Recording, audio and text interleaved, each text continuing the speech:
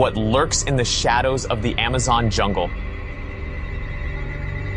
Deep in the heart of the Amazon rainforest, there are places where the canopy is so thick that sunlight barely penetrates, casting the jungle floor in perpetual twilight. The deeper you venture, the more it feels like stepping into an ancient world untouched by time. Lush, green, and alive with the pulse of the wild. But this beauty conceals darker, more sinister forces. For as long as humans have lived on the edge of the Amazon, there have been whispered stories of spirits, creatures, and shadows that seem to follow in the footsteps of the unwary. The story of what lurks in the shadows of the Amazon begins with the tale of Iara, the legend of the forest, and a myth that many indigenous tribes speak of only in hushed tones. Iara, according to local lore, was once a beautiful woman, a warrior who defied the gods and fell victim to a curse. Now, she is said to live in the depths of the rivers, luring men to their deaths with her ethereal beauty and haunting voice. Her presence is just one of the many dangers hidden in the shadows of the jungle, but she is not the only thing people fear. In the year 1992, a group of scientists from Brazil ventured deep into the Amazon, further than most have dared to go.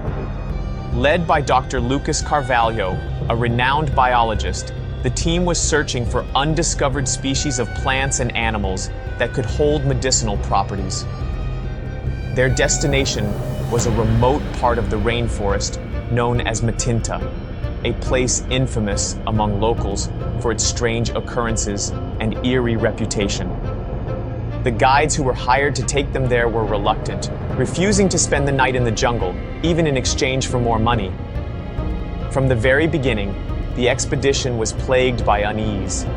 As they traveled by boat along the river, the jungle seemed to close in around them, the dense foliage obscuring the sky.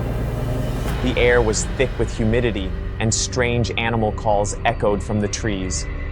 The deeper they went, the more the natural sounds of the forest grew strange. Birds stopped singing, monkeys vanished from sight, and the jungle, which should have been teeming with life, seemed eerily quiet. The scientists, trained in logic and reason, brushed off the strange sensations, but their lead guide, Joaquim, a man who had grown up in the region, was visibly uneasy.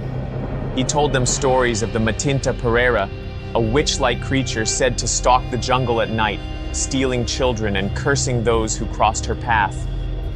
Joaquim believed the land they were entering was sacred, a place forbidden to outsiders. Ignoring his warnings, the team pressed on, reaching the heart of the jungle just as dusk began to fall. The forest floor was littered with strange symbols, painted on rocks and trees. They set up camp near a riverbank, the sound of rushing water providing a comforting background to the oppressive silence of the forest. That night, everything changed. Dr. Lucas Carvalho was the first to notice it, a figure moving just beyond the edge of the firelight. He thought it was a trick of his tired eyes, a play of shadows cast by the flickering flames. But then he saw it again, a dark, humanoid shape darting between the trees, just out of sight. His heart raced, but when he called out to his colleagues, no one else had seen anything. They told him it was probably a jaguar, nothing. As the night wore on, the air grew colder. Strange sounds began to echo from the depths of the jungle. Whispers, soft and indistinct, carried on the wind. The fire crackled and popped, but its warmth did little to chase away the growing sense of dread that had settled over the camp. It was around midnight when they first heard the singing. It was soft at first, a haunting melody that seemed to rise up from the river. Dr. Carvalho felt a chill creep down his spine. It was a woman's voice, beautiful yet sorrowful, singing in a language he didn't recognize. His colleagues stirred from their tents, drawn by the sound. Some, in a trance-like state, moved closer to the river, their eyes glazed and their expressions vacant. Joaquim, however, seemed terrified. He grabbed Dr. Carvalho's arm and whispered, "Iara." the biologist remembered the stories, how Yara would sing to her victims, luring them to the water where they would drown. He shook his head, refusing to believe such superstitions. But the sound grew louder, more insistent, pulling at them, beckoning. Suddenly, one of the scientists, Marcello, broke free from the group and ran toward the water's edge. Before anyone could stop him, he plunged into the river. The others shouted, trying to pull him back, but it was as though he had vanished beneath the surface. They searched for hours, calling his name, but Marcello was gone. The next morning, with Marcello still missing, they decided to leave, but the jungle had other plans. As they packed up their equipment, strange things began to happen. Items went missing, compasses, tools, food. Shadows flitted through the trees, always just out of sight. The forest, once silent, now seemed alive with movement, the sound of footsteps echoing around them. Yet whenever they looked, there was nothing there. Joachim urged them to move faster, his fear palpable. He spoke of the Curupira, a forest spirit known for protecting the jungle from those who would harm it. According to legend, the Curupira has backward-facing feet, confusing anyone who tries to track it. He warned that the deeper they ventured, the angrier the spirit would become. That night, the singing returned. It was louder this time, more desperate, as though the voice was closer. The group huddled together by the fire, but the jungle was alive with movement. Shadows creeping between the trees, branches snapping in the darkness. And then, one by one, they began to disappear. First, it was Anna, the botanist, who vanished without a sound while collecting samples. Then Pedro, the geologist, was found dead, his face frozen in an expression of pure terror, his body drained of blood. Joachim insisted that they had angered the forest, that the spirits were punishing them for trespassing.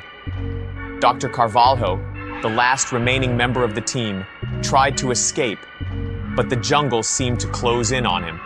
The shadows were no longer just figments of his imagination. They were real, living things, stalking him.